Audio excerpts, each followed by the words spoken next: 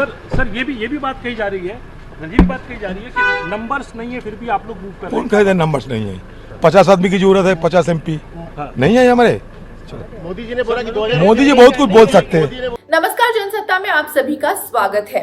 Monsoon सत्र चल रहा है और केवल 13 वर्किंग डेज 13 कार्य दिवस मॉनसून सत्र के बचे हैं और प्रक्रिया के अनुसार लोकसभा अध्यक्ष को अविश्वास प्रस्ताव स्वीकार करने में 10 दिन तक का समय लग सकता है। कांग्रेस 26 जुलाई की सुबह प्रस्ताव लाने की इच्छुक है, यानी कि आज नहीं है।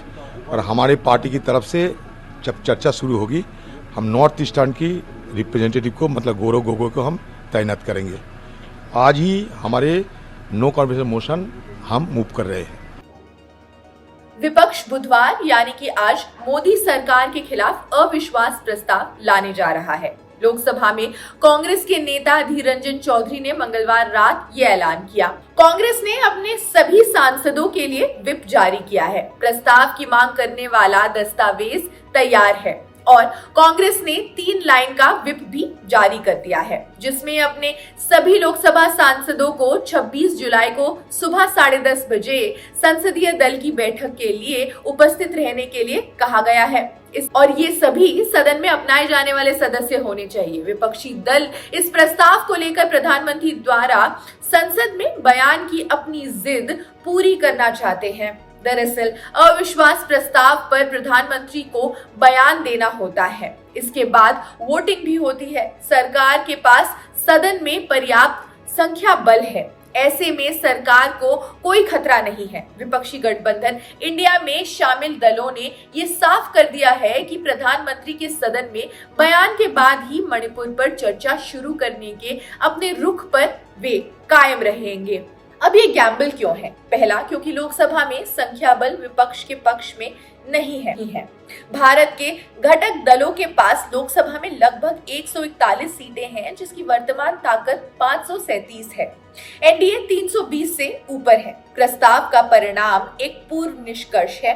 भले ही भारत कुछ अन्य विपक्षी दलों के समर्थन प्राप्त करने में कामयाब हो जाए। जिस प्रधानमंत्री जी को, किस सरकार को इतना भी कॉन्फिडेंस नहीं है कि सदन में आके अपनी बात रखें और बताएं कि इतने दिन वो मौन क्यों थे, और जिस तरह से घटनाएं मणिपुर में घटी हैं, और ऐसी घटनाएं जो मैं समझता हूं कि कोई भी मानव को अगर वो देखे तो लगेगा कि मुझे शर्मिंदा होना चाहिए अपने देश के लिए कि हमारे लोग ऐसा मणिपुर में कर सकते हैं। और उस बात पे हमारे गृह मंत्री जी, ये जो घटनाएं होती हैं ये 4 मई को होती हैं, और गृह मंत्री जी वहां पहुंचते हैं 29 मई को, और प्रधानमंत्री जी मौन रहते हैं। इतना भी हौसला नहीं है कि सदन में आके बात रखें, एक स्टेटमेंट दें। और जब सुप्रीम कोर्ट के चीफ जस्टिस टिप्पणी करते हैं तब जाकर मणिपुर की बात करते हैं, वो भी उसके साथ राजस्थान को जोड़ते हैं, उसके साथ किसी और प्रदेश को जोड़ते हैं, ताकि उसकी तुलना जो घटना राजस्थान और बाकी प्रदेशों में हो रही है उसकी तुलना होनी चाहिए। मतलब इतना भी नहीं है कि मणिपुर में जो हुआ है वो तो निर्भय से भी ज्यादा हुआ है, और निर्भय से आज तक हालात तो बदले नहीं। तो जिस सरकार को इतना भी कॉन्फिडेंस नहीं है कि सदन में आके अपनी बात रखे, तो आई एंड इंडिया को उस पर कॉन्फिडेंस कैसे हो सकता है? लेकिन सर गवर्नमेंट लगातार ये कह रही है, अमित शाह भी कह चुके हैं कि हम लोग सदन में चर्चा करने के 2.5 घंटे के लिए वो कौन सी चर्चा हुई? हम तो चाहते हैं कि पूरी चर्चा हो। 2.5 घंटे में क्या चर्चा हो सकती है? उसमें ज्यादातर तो सरकारी लोग बोलेंगे, विपक्ष के लोग तो इतना टाइम नहीं है उनके पास। तो ये किस किस्म की चर्चा? ये भी एक अपने आप में मैं समझता हूं कि लोगों को गुमराह करने की बात है। चर्चा कराओ तो पूरी चर्चा कराओ।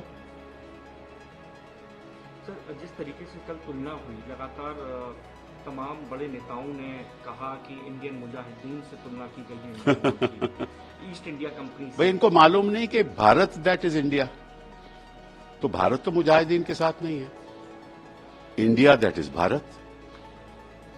तो इनको पता नहीं ख्वाब कहां से आते हैं कि इंडिया टेररिज्म से साथ जुड़ा हुआ है, इंडिया ईस्ट इंडियन कंपनी के साथ जुड़ा हुआ। इतिहास तो थोड़ा पढ़ लें।